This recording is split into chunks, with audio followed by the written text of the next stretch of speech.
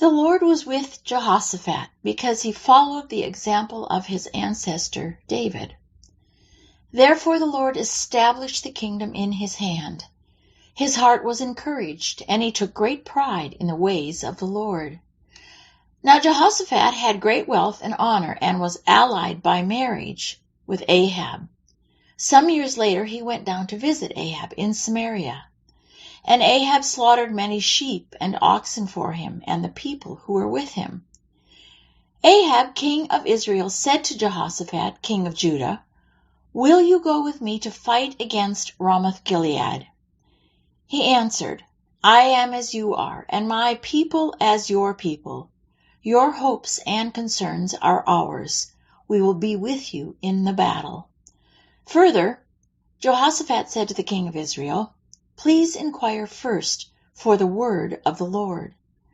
Then the king of Israel assembled the prophets, 400 men, and said to them, "Shall we go against Ramoth-Gilead to battle, or shall I refrain?" And they said, "Go up, for God will hand it over to the king." But Jehoshaphat said, "Is there no prophet of the Lord still here, by whom we may inquire?" The king of Israel said to Jehoshaphat, "There is still one man by whom we may inquire of the Lord, but I hate him, for he never prophesies anything good for me, but always evil." Then the king of Israel called for an officer and said, "Bring Micaiah." So Micaiah said, "Therefore hear the word of the Lord. I saw the Lord sitting on his throne, and all the host army of heaven standing on his right and on his left.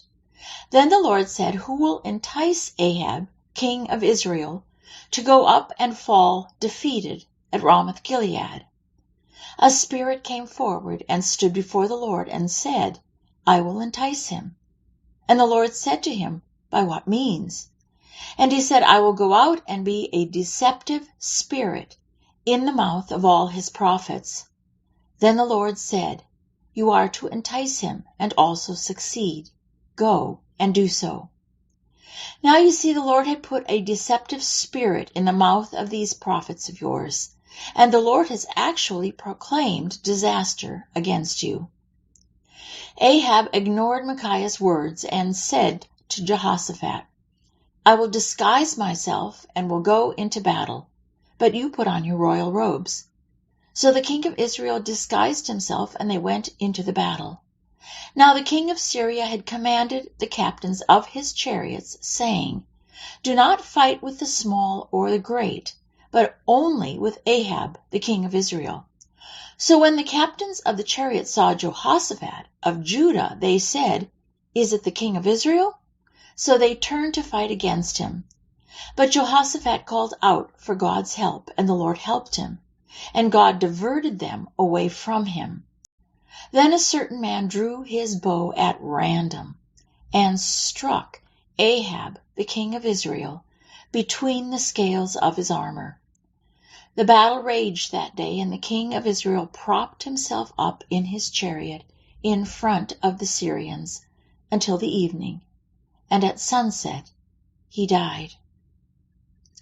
Jehoshaphat, the king of Judah, returned safely to his house palace in Jerusalem. Jehu the seer went out to meet him and said to King Jehoshaphat, "Should you help the ungodly and love those who hate the Lord, and in doing so bring wrath from the Lord on yourself?" Jehoshaphat instituted reforms and instructed the people. Whenever any dispute comes to you from your brothers, relatives, who live in their cities, between blood and blood, between law and commandment, or between statutes and judgments, you are to warn and instruct them, so that they may not be found guilty before the Lord. Otherwise, God's wrath will come on you and your brothers. Do this, and you will not be guilty. Deal courageously, and may the Lord be with the upright.